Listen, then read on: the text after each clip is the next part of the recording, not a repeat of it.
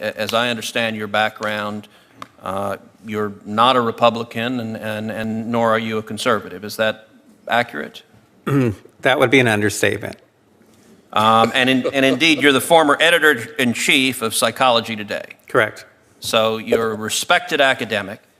You testified before this committee that Google's manipulation of votes gave at least 2.6 million additional votes to Hillary Clinton in the year 2016. Is that correct? That's correct.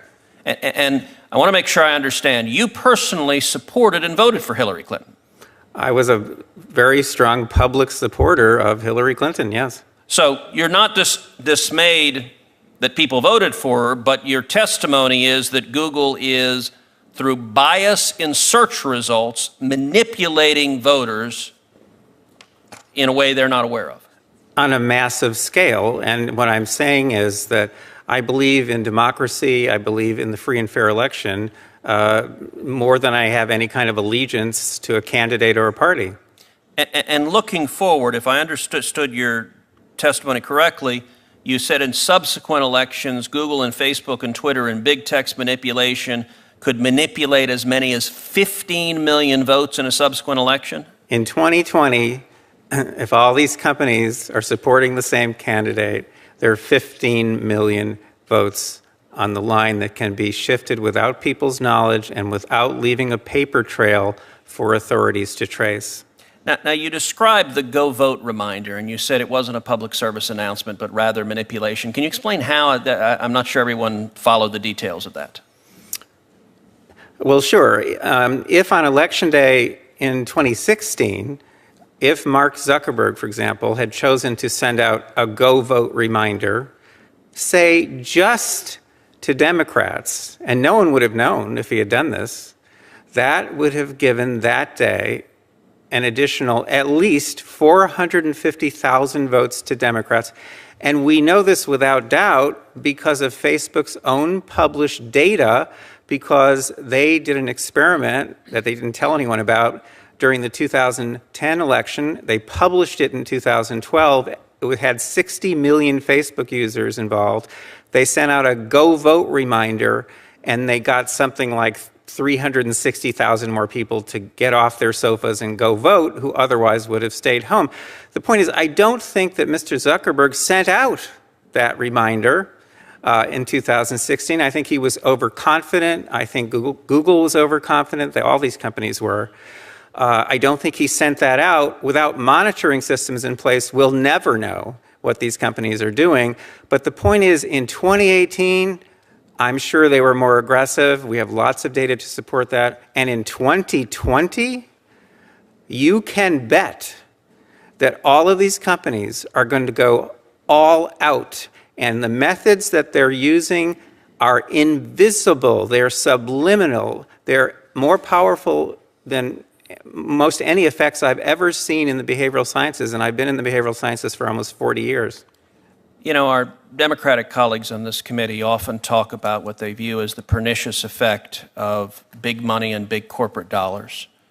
What you are testifying to is that a handful of Silicon Valley billionaires and giant corporations are able to spend millions of dollars, if not billions of dollars collectively, massively influencing the results of elections.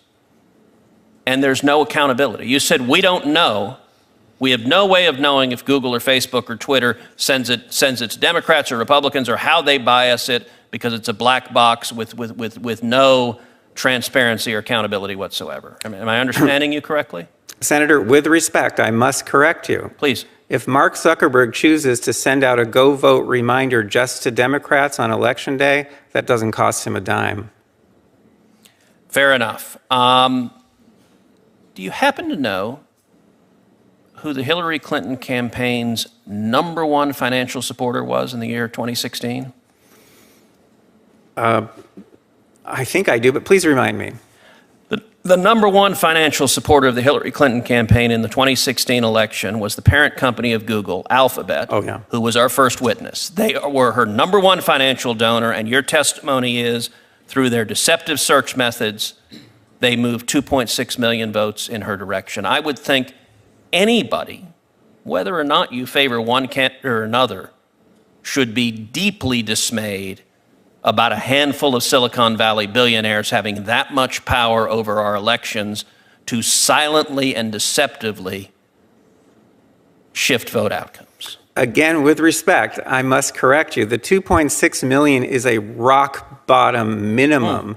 The range is between 2.6 and 10.4 million, depending on how aggressively they used the techniques that I've been studying now for 6.5 years.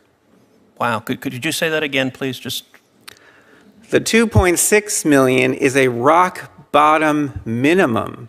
The range is between 2.6 and 10.4 million votes, depending on how aggressive they were in using the techniques that I've been studying, such as the search engine manipulation effect, the search suggestion effect, the answer bot effect, and a number of others. They control these, and no one can counteract them. These are not competitive. These are tools that they have at their disposal exclusively. If any headline comes out of this hearing, that should be it.